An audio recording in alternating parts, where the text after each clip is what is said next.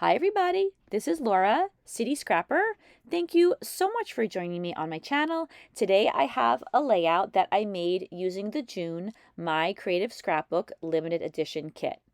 In the June kit, we received a beautiful 49 and Market collection called Destinations.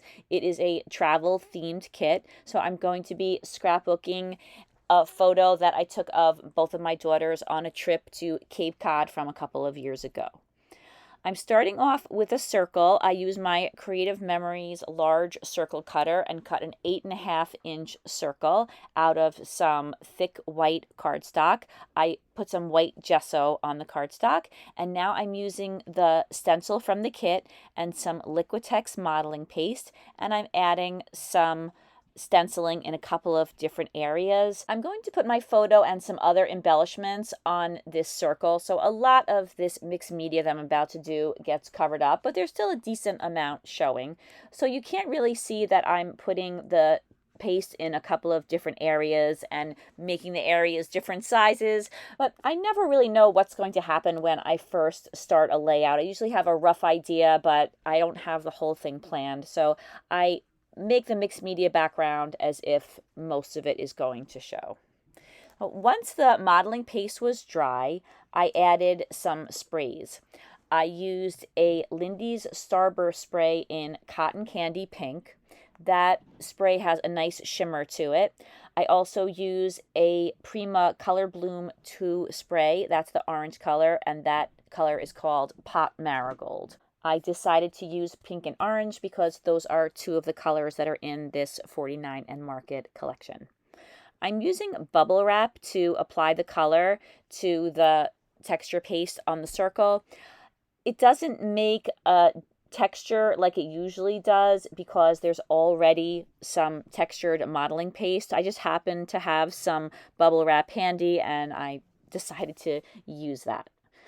I'm doing something now that I've started to do lately, and I think it's a really nice way to add some white into a mixed media background. I'm lining up the stencil with the original stenciling, and then I'm putting some modeling paste over the areas of color. I think that the white brightens up this circle, and it also adds, or seems to add, some dimension to the stenciling. I'm trying to add the stenciling in kind of an irregular way. I just want little touches of white. I don't want to cover the entire background with white modeling paste. I'm trying to make the layer of modeling paste very thin because I already have some modeling paste on there. I don't want this to get too bulky. I dried the whole background with my heat tool, and once it was dry, I sprinkled the entire area with some water and rolled a paper towel on top.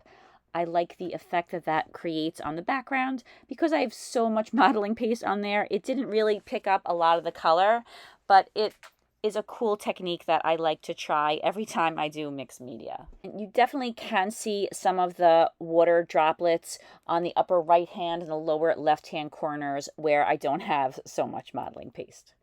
I also used both of the sprays that I used earlier to add some splatters to the background.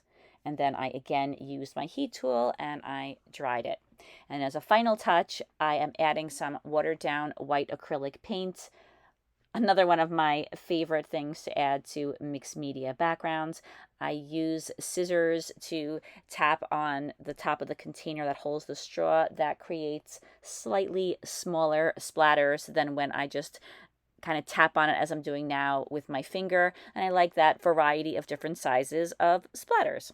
Everything else dries fairly quickly, but the watered down white acrylic paint takes a little bit of time to dry. So I put the project to the side, I let it thoroughly dry, and now I'm using some Distress Oxide in Victorian Velvet, and I add some inking to the sides and then a little bit of inking to the raised areas of the modeling paste. Then I used some spiced marmalade Distress Oxide, and I did the same thing in the orange areas and around the edge. I thought that Victorian Velvet and spiced marmalade went well with the two colors of spray that I had used on the background. Now I am taking some Distress Oxide in chipped sapphire and I'm inking the edge of this circle. This circle is a 1/4 inch larger than the circle that I just worked on. I just wanted to have a dark blue border around the outside, and I thought that that would help it to contrast with the pattern paper background that I'm going to use. So I add a whole bunch of ATG adhesive to my mixed media pink and orange circle, and I attach it down to the blue circle. And I'm going to be using this paper from the kit. I love that paper. You'll see it again in a minute. It has a lot of different colors on it and a lot of text. My photo measured 4 by 6, but I cut it down to 3 3/4 by 5.5 inches. I mounted it on some white cardstock, and now I'm going to put a bunch of layering pieces and some blue pattern paper behind it to make a little cluster for it. I want to distress the edges of all of the papers that I'm putting behind my photo. I often use my scissors, but you really shouldn't use the blades of your scissors to distress paper. And since I have this handy distressing tool, I decided that I would use it instead of my scissors. I distress the edge of the blue pattern paper that I'm going to put directly behind the white mat. And now I'm distressing the edges of all of these other pieces. I'm also inking the edges of some of them using some distress ink in Vintage Photo. I remember years ago watching a YouTube video, or maybe a number of YouTube videos, when a scrapbooker was putting these layers behind the photo in kind of an irregular way, and I found it a little difficult to do myself. What I try to do is I try to put one paper, for example, in the upper right-hand corner, and then I will layer another piece of paper in the lower left-hand corner, and then I might have some pieces on the sides and on the top, but I think you really have to develop your own style for how you like to layer. And I think that only comes through practicing and seeing what you like and what you don't like. I have to say, it did take me a while to figure out exactly what my style was.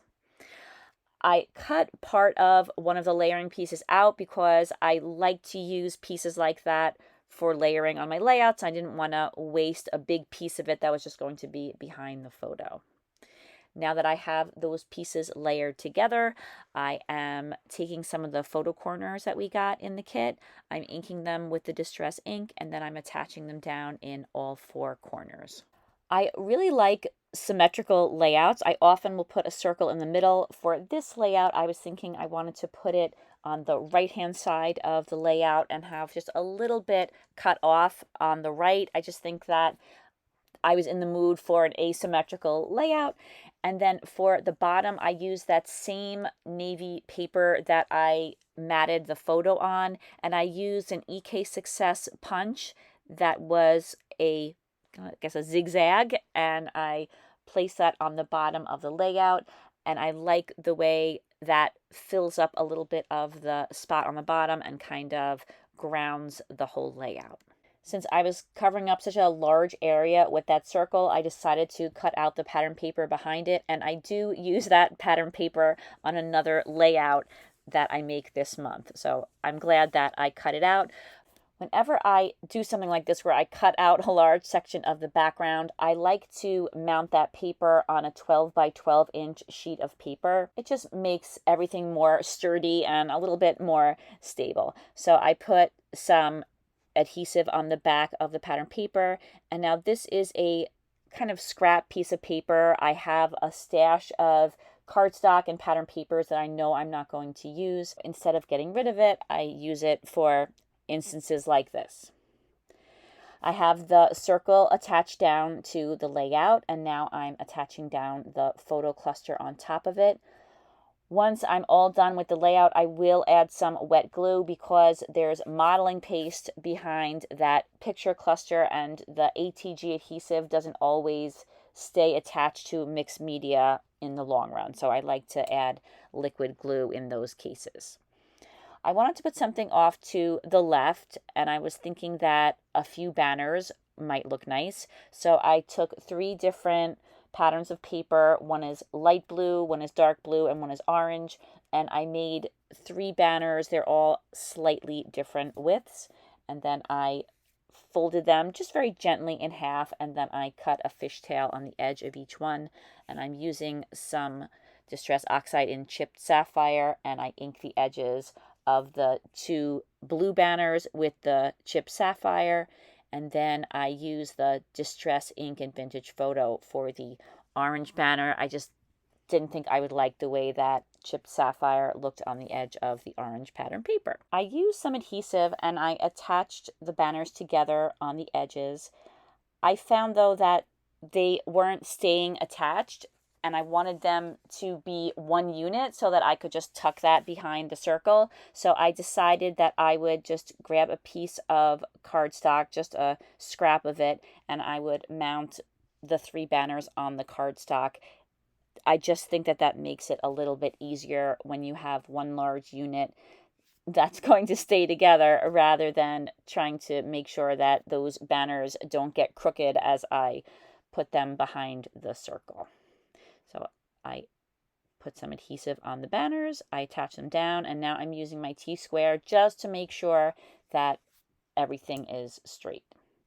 I don't want it later on, after I've added all my embellishments, realize that they're crooked. So I do use my T-square a lot to make sure that things are properly lined up or properly placed on the layout.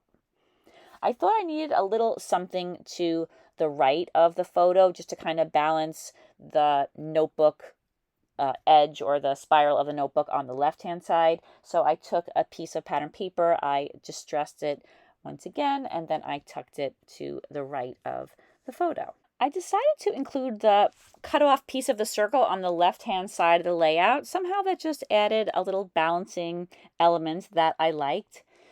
I am adding some houses on the top of the circle. There were a number of these houses in the die cut and the laser cut packs, and I just liked the way they look just peeking out on top of the circle. So I took 3 different strips of them and I tucked them on the top of the layout. And I like the way this title, "Oh, the Places We'll Go," I like the way it fit in that spot, overlapping a little bit of the circle and a little bit of the banners. And I don't pop up a lot of things on this layout, but I do pop up the title, and a little later on I'm going to use the same fun foam that I used to pop the title up on some sentiments. I wanted to include one of the bicycle die cuts on this layout because I associate bicycles with this town in Cape Cod. I noticed that a lot of people do get around on bikes. I also wanted to include this heart. We haven't been to Cape Cod in a number of years now, but we spent so many vacations there. We absolutely love it there. So I thought a heart was appropriate. And then there were some binoculars that fit nicely on the heart, so I attached those down as well. I love the strap. I think that that adds a nice little element to that cluster. And then in the upper left-hand corner, I'm adding some sentiments. I like the sentiments. I like the way they go along with the travel theme. And then I also like the way they add some additional color to the upper left-hand corner. They say "right here, exploring an experience." I ink the edges and I add some foam. And then I use ATG adhesive and I attach them down. And I am staggering them. You'll notice that they all start at a different spot, and I always think that that looks best when adding groups of embellishments, that they aren't all lined up with each other. I wanted to ink the edges of the circles, or the parts of the circles that I have on the layout. I think it gives the edges a finished look. And then I wanted to add some enamel dots in just a couple of places. I wanted to add them to the banners, so I added a dark blue, a light blue, and an orange enamel dot to the 3 banners. I put some orange enamel dots on the photo corners, and then a light blue enamel dot on the bow that's below the photo. I added a few die cuts of bicycles on the top of the photo, and that was the last touch, and this layout is complete. Here are a few close-ups. Thank you so much for watching this video, everybody. I really hope that you enjoyed watching. please take a look in the description box. You'll find a link to the My Creative Scrapbook website. You can check out all of their kits there, and if you would like, you can also order a subscription. I hope that you have a fantastic day, and I hope to see you again soon. Take care, everybody. Bye-bye.